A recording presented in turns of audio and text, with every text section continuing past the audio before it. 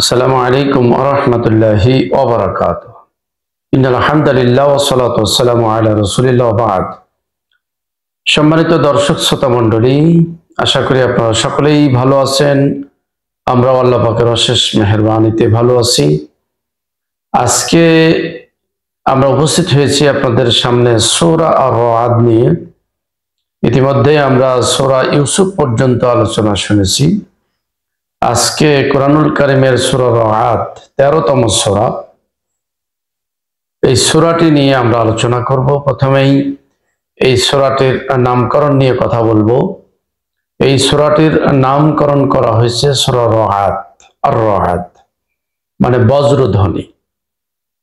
এই সূরাতে এই বজ্রধ্বনি সম্পর্কে আলোচনা করা হয়েছে, যার কারণে রাদ শব্দটি নিয়েই এই সূরাটির নামকরণ করা হয়েছে সূরা আর-রা'দ। কেন এই নামকরণ?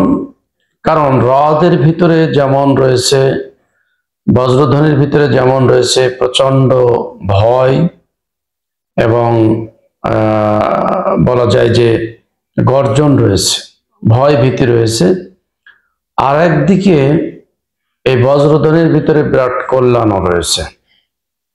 আমরা জানি যে বর্তমান সায়েন্স বলছে যে বজ্রধ্বনির ভিতরে অনেক কল্যাণ, কারণ যে বছর বজ্রধ্বনি হয় বেশি হয় সে বছর প্রচুর ফল ফসল উৎপাদন হয়, কারণ এখানে প্রচুর নাইট্রিক অ্যাসিড বা নাইট্রোজেন থাকে।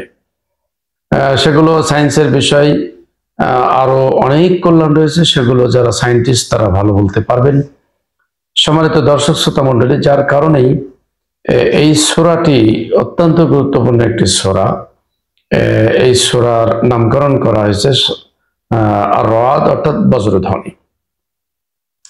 এই সূরার শানে নুজুল হলো, এই সূরাটি নাজিল হয়েছে বলা যায় যে মাক্কি জীবনের একেবারে শেষের দিকেই, যখন প্রচন্ড শত্রুতা চলছিল আর আল্লাহ রসুল এবং ইমানদারদের ব্যাপারে গভীর ষড়যন্ত্র চলছিল।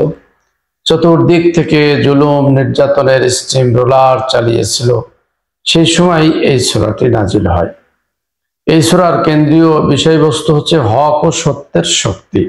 আসলে হক, আল্লাহ পাক এই জন্য কোরআন কারিমে বলেছেন ক্বাদ জাআল হক ওয়া জাহাকাল বাতিল ইন্নাল বাতিলা কানা যাহুকা। প্রথমে কুল হবে, আল্লাহ পাক বলেছেন কুল জাআল হক ওয়া জাহাকাল বাতিল ইন্নাল বাতিলা কানা যাহুকা। আল্লাহ পাক রাসূলকে বলছেন, রাসূল বলে দাও নিশ্চয় সত্য আগত আর মিথ্যা অপসৃত, আর মিথ্যা ধ্বংস হওয়ার জিনিস। তার মানে মিথ্যা কখনো টিকে থাকে না, আজ হোক কাল হোক মিথ্যার পতন হয়, মিথ্যার সমাপ্তি ঘটে। আর হক আর যেটা সত্য সেটাই টিকে থাকে, সেটাই স্থায়িত্ব হয়। এই সূরাতে আল্লাহ পাক এই বিষয়টা চমৎকার ভাবে তুলে ধরেছেন। এটাই হলো এই সূরার কেন্দ্রীয় আলোচ্য বিষয়। এই সূরা থেকে আল্লাহ পাক যে বিষয়গুলো শিক্ষা দিতে চেয়েছেন, তার ভিতর আমরা যদি এক নম্বরে বলি যে মানসিক প্রশান্তির জন্য আল্লাহ পাক কোরআন তেলাওয়াত করতে তাগিদ দিয়েছেন। অর্থাৎ যারা কোরআন তেলাওয়াত করে তারা মানসিকভাবে স্বস্তি পাবে, শান্তি পাবে। এই জন্য আল্লাহ পাক বলেছেন আল্লাযীনা আমানু ওয়া তাতমাইন্নু কুলুবুহুম বিযিকরিল্লাহ। বলছে যে যারা ঈমান এনেছে এবং আল্লাহর জিকির করে তারাই অর্থাৎ মানসিকভাবে স্বস্তি অর্থাৎ শান্তিতে থাকে। আলা বিযিকরিল্লাহি তাতমাইন্নুল কুলুব। আল্লাহ পাক বলেছেন যে তোমরা জেনে রাখো যে আল্লাহর জিকিরেই হচ্ছে মানসিক প্রশান্তি, মানসিক শান্তি। এখানে জিকির বলতে আসলে কোরআন তেলাওয়াত বোঝানো হয়েছে, যে কোরআন তেলাওয়াতের মাধ্যমেই মানুষ শান্তি পায়, স্বস্তি পায়। যার কারণে আমরা ইদানিং দেখতে পাই যে অনেক অমুসলিমরাও তারা মানসিক স্বস্তির জন্য, শান্তির জন্য তারা কোরআন তেলাওয়াতের প্রতি ঝুঁকে পড়েছে, কোরআন তেলাওয়াত করে। এই জন্য আমরা বেশি বেশি কোরআন তেলাওয়াত করব, তাহলে আমরা মানসিকভাবে প্রশান্তিতে থাকবো, মানসিক টেনশন দূর হয়ে যাবে। তো এই বিষয়টা অবশ্যই আমরা খেয়াল করবো। আর দ্বিতীয় যে বিষয়টি, নিয়ামত কেড়ে নেওয়ার কারণ হলো যে আল্লাহর নাফরমানি করা। আল্লাহ নাফরমানি করলে আল্লাহ পাক নিয়ামত কেড়ে নেন। যেমন দেখুন আল্লাহ পাক বলেছেন যে যারা আমার নিয়ামতের শুকর আদায় করবে, লাইন শাকারতুম লাযিদান্নাকুম ওয়া লাইন কাফারতুম ইন্না আযাবি লাশাদীদ। আল্লাহ পাক বলছেন যে আমি যাদেরকে নিয়ামত দিয়েছি তারা যদি নিয়ামতের শুকর আদায় করে তাহলে আমি আরো বাড়িয়ে দিব, আর যদি না শুকর আদায় করে তাহলে আমি তাদের থেকে নিয়ামত ছিনিয়ে নেব।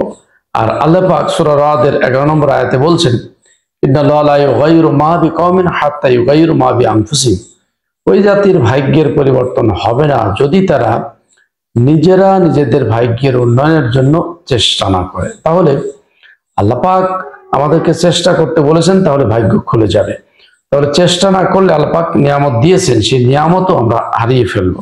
এই জন্য বলা হয়েছে যে আমরা যদি চেষ্টা করি, ভাগ্যের উন্নয়নের জন্য যদি চেষ্টা করি, তাহলে আল্লাহ পাক তো নিয়ামত দিয়ে রেখেছেন, সেই নিয়ামত আমরা অবশ্যই লাভ করব, অবশ্যই আমরা পাবো। আর যদি চেষ্টা না করি তাহলে সেই নিয়ামত হারিয়ে যাবে। এই জন্য বলা হয়েছে যে এই যে আল্লাহ পাকের নিয়ামত কেড়ে নেওয়ার একমাত্র কারণ হলো নাফরমানি করা, অর্থাৎ চেষ্টা না করা। আল্লাহর নিয়ামত পাওয়ার জন্য যে ধরনের চেষ্টা করা দরকার সে ধরনের চেষ্টা না করলে, প্রচেষ্টা না চালালে আল্লাহর নিয়ামত হারিয়ে যাবে। তাহলে এই সূরা থেকে আল্লাহ পাক শিক্ষা দিতে চাচ্ছেন যে অবশ্যই নিজের ভাগ্যের উন্নয়নের জন্য, পরিবারের ভাগ্যের উন্নয়নের জন্য, সমাজের উন্নয়নের জন্য, রাষ্ট্রের উন্নয়নের জন্য অবশ্যই আমাদেরকেই চেষ্টা করতে হবে। তাহলে আমরা অবশ্যই চেষ্টা করব। আরেকটি বিষয় আল্লাহ পাক এই সূরা থেকে শিক্ষা দিতেছে যে কোরআন বাদ দিয়ে যারা অন্য বিধান মেনে চলে তাদের ব্যাপারে আল্লাহ পাক কি বলেছেন। ওয়াকাযালিকা আনজালনাহু হুকমান আরাবিয়্যা। আল্লাহ পাক বলছেন যে আমি কোরআনকে আরবি ভাষায় সংবিধান হিসেবে নাজিল করেছি। ওয়ালাইন ইত্তাবা'তা আওয়াহুম বা'দা মা জাআকা মিনাল ইলম মা লাকা মিনাল্লাহি মিন ওয়ালিয়্যিক। আল্লাহ পাক বলছেন যে আমি আরবি ভাষায় কোরআন নাজিল করার পরেও যারা এই কোরআন থেকে দূরে সরে যাবে, অর্থাৎ মুখ ফিরিয়ে নেবে, বিশেষ করে রসুলকে বলা হচ্ছে যে রসুল, তুমি যদি এই সত্য, মহাসত্য তোমার নিকট আসার পরে তুমি যদি এই কোরআন বাদ দিয়ে অন্যের অনুসরণ করো, তাগুতের অনুসরণ করো, তাহলে আমার মোকাবেলায় তুমি কোনো সাহায্যকারী পাবে না এবং আমার আযাব থেকে তোমাকে কেউ রক্ষা করতে পারবে না। তাহলে বোঝা যাচ্ছে যে আরবি ভাষায় আল্লাহ পাক কোরআন নাজিল করেছেন, এটি হলো সংবিধান। এই কোরআনকেই একমাত্র পাথেয় হিসেবে আল্লাহ পাকের জীবন ব্যবস্থা হিসেবে আমাদেরকে গ্রহণ করে নিতে হবে। এই কোরআন বাদ দিয়ে যদি আমরা অন্য পথে চলি, অন্য মতে চলি, অন্য বিধানের অনুসরণ করি, আল্লাহ পাক বলছেন যে রসুল আমার মোকাবেলায় তুমি কোনো সাহায্যকারী পাবে না। তার মানে অবশ্যই তারা মহা বিপদে পড়বে, জাহান্নামী হয়ে যাবে এবং সেই দিন কোনো সাহায্যকারী পাওয়া যাবে না। এই জন্য আল্লাহ পাক বলছেন ওয়াত্তাকু ইয়াওমান লা তাজজি নাফসুন আন নাফসিন শাইআ। সেই দিনের ভয় করো যেই দিন কেউ কারো কোনো উপকার করতে পারবে না। আল্লাহ পাক অন্য জায়গায় বলছেন ওয়ালা ইউকবালু মিনহা শাফাআ, কারো পক্ষ থেকে কোনো শাফাআতও কবুল করা হবে না। তাহলে বোঝা যাচ্ছে যে আদালতে আখিরাতে অবশ্যই তারা বিপদে পড়বে যারা এই কোরআনকে বাদ দিয়ে অন্য বিধান বা অন্য বিধান মেনে নিয়েছে অথবা অন্য কোনো মতাদর্শ গ্রহণ করেছে। তাদের জন্য কড়া হুঁশিয়ারি দেওয়া হয়েছে এই সূরার 37 নম্বর আয়াতে। সম্মানিত সুধী মণ্ডলী, দর্শক শ্রোতা মণ্ডলী, তাহলে এই বিধান ছাড়া আমাদের অন্য কোনো বিধানে যাওয়ার কোনো সুযোগই নাই। আল্লাহ পাক এটি আরবি ভাষায় আমাদের জন্য অমর সংবিধান হিসেবে নাজিল করেছেন। এজন্য আসুন এই কোরআনই আমাদের একমাত্র জীবন ব্যবস্থা, এই কোরআনই আমাদের জন্য একমাত্র কনস্টিটিউশন। এই কোরআনকে আমাদের আঁকড়ে ধরতে হবে। এই জন্য আল্লাহ পাক বলছেন রসুলকে ফাস্তাকিম কামা উমিরতা ওয়া মান তাবা মাআক। ও রসুল, তুমি এবং তোমার অনুসারীরা এই কোরআনকে তোমরা আঁকড়িয়ে ধরো, এই কোরআনকে মজবুত ভাবে ধারণ করো, অর্থাৎ তুমি এবং তোমার অনুসারে কোরআনের উপরে আমল করো, টিকে থাকো। ওয়ালা তারকানু ইলাল্লাযিনা যালামু ফাতামাসসাকুমুন নার। আল্লাহ পাক বলছেন যদি তোমরা এই কোরআন বাদ দিয়ে অন্য কোনো মতাদর্শের দিকে ঝুঁকে পড়ো বা বলছে ফাতামাসসাকুমুন নার, তাহলে তোমাদেরকে জাহান্নামের আগুন স্পর্শ করবে, জাহান্নামের আগুন ধরবে। তার মানে কোনো জুলুমতন্ত্রের দিকে ঝুঁকে পড়া যাবে না। তাহলে কোরআন বাদ দিয়ে যত তন্ত্র মন্ত্র আছে এগুলো সব জুলুমতন্ত্র। এই জন্য আল্লাহ পাক বলছেন যে ওয়ালা তারকানু ইলাল্লাযিনা যালামু, যারা পৃথিবীতে জালেম অর্থাৎ জুলুমতন্ত্র কায়েম করেছে, এই দিকে যদি তোমরা এই জুলুমতন্ত্র অর্থাৎ মানবরচিত মতবাদ, আল্লাহর এগেনস্টে যত মতবাদ আছে সেই মতবাদের দিকে যদি তোমরা ঝুঁকে পড়ো তাহলে অবশ্যই তোমরা জাহান্নামী হয়ে যাবে, জাহান্নামের আগুন স্পর্শ করবে। সম্মানিত দর্শক শ্রোতা মণ্ডলী, এই জন্য এই সূরা থেকে আল্লাহ পাক যেটি চূড়ান্ত ভাবে আমাদেরকে সিদ্ধান্ত জানিয়ে দিয়েছেন সেটি হলো যে কোরআনই হলো একমাত্র আল্লাহর পক্ষ থেকে বিধান। এটি হলো আরবি ভাষায় নাজিল করা হয়েছে। এই কোরআন বাদ দিয়ে যারা অন্যদিকে ঝুঁকে পড়বে, অন্য কোনো আদর্শের দিকে ঝুঁকে পড়বে বা অন্য কাউকে রব হিসেবে গ্রহণ করবে, আল্লাহ পাক বলছেন যে আল্লাহর মোকাবেলায় কোনো সাহায্যকারী সেদিন পাবে না। এই জন্য আসুন কঠিন বিপদের দিনে, মুসিবতের দিনে যদি আমরা বাঁচতে চাই তাহলে এই কোরআনেরই অনুসরণ করতে হবে। এই কোরআনকে একমাত্র সংবিধান হিসেবে মেনে নিতে হবে। আমাদের দেশে আমরা শুনতে পাই যে কোরআন আমাদের বিধান চালু আছে, শরীয়ত বিধান। আমি তো দেখি যে আসলে আমাদের দেশে শরিয়া বিধান আসলে চালু নাই, অর্ধেক আছে। যেমন চুরি করার বিধান আল্লাহ পাক দিয়েছেন, চোর নারী হোক পুরুষ হোক, সারিকত ফাক্ত আইদিয়াহুমা, চোর নারী হোক আর পুরুষ হোক তাদের 2 হাত কেটে দাও। তাহলে দেখুন আমাদের দেশে চুরি করার বিধান নাই, চুরি করা এটা অপরাধ, রাষ্ট্রীয়ভাবেও এটা অপরাধ, সাংবিধানিকভাবে এটা নিষিদ্ধ। কিন্তু চুরি করলে কিভাবে শাস্তি প্রয়োগ করতে হবে সেই বিষয়ে তো আমরা হাত দিয়েছি, সেটা তো আল্লাহর বিধান আমরা নেইনি। আমরা নিজেরা 3 মাস বা 4 মাস 6 মাস জেল অথবা কিছু জরিমানার বিধান করেছি। এটি কি আল্লাহর বিধান বাস্তবায়ন বা আল্লাহ শরীয়ত বিধান কি চালু আছে?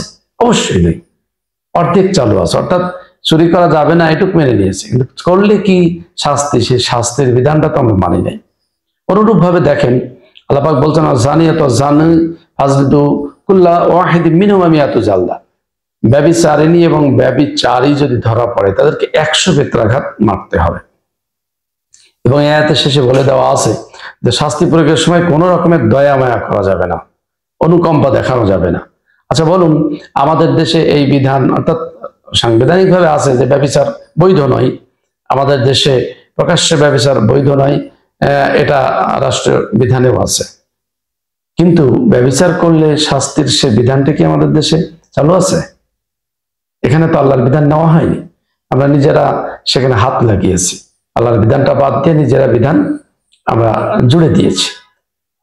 অনুরূপভাবে যদি বলি যে আল্লাহ পাক বলছেন যে কিসাসের বিধান দিয়েছেন, যেমন হত্যার বদলে হত্যা আল্লাহ পাক বিধান দিয়েছেন। তা আমাদের দেশেও হত্যার বদলে হত্যার অর্থাৎ বিধান আছে, অর্থাৎ ফাঁসি কার্যকর হয়, যদি প্রমাণিত হয় দোষী ব্যক্তি তাহলে তার ফাঁসি কার্যকর করা হয়। কিন্তু দেখুন তো আল্লাহ পাক বলেছেন যে এটি কেউ মাফ করতে পারবে না, এই দোষী ব্যক্তির অভিভাবকরা যদি তারা ক্ষমা করে দেয় সেটা ভিন্ন কথা। কিন্তু আমরা তো আইন পরিবর্তন করে রাষ্ট্রপতির হাতে দিয়েছি, রাষ্ট্রপতি ইচ্ছা করলে ক্ষমা করতে পারে। ওই জন্য রাষ্ট্রপতি দলীয় লোক বা আত্মীয়করণ দলীয়করণ সবই করে।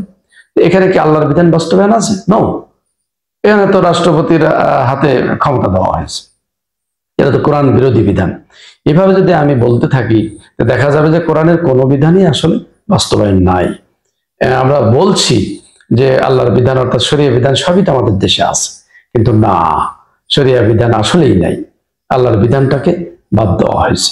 তো সমাজের দর্শক শ্রোতা মন্ডলী, এই জন্য আসুন আমরা যদি রাষ্ট্রীয়ভাবে আল্লাহর বিধান না মানি তাহলে আমরা রাষ্ট্রীয়ভাবে বিপদে পড়ব, এমনকি ব্যক্তিগতভাবে না মানলে আমরা ব্যক্তিগতভাবে বিপদে পড়বো। এই জন্য পড়েছি আল্লাহর বিধান যেহেতু আমাদের ব্যক্তিগত জীবনে নাই, যার কারণে আমরা অশান্তিতে হাবুডুবু খাচ্ছি। পারিবারিকভাবে আল্লাহর বিধান যেহেতু নাই, যার কারণে পারিবারিকভাবে আমরা অশান্তিতে আছি। সামাজিকভাবে আল্লাহর বিধান নাই বলেই তো সমাজে এত অশান্তি। আর রাষ্ট্রে আল্লাহর বিধান নাই বলেই চুরি, ডাকাতি, ছিনতাই এবং দুর্নীতি হাজার সমস্যা আছে না নাই? আছে।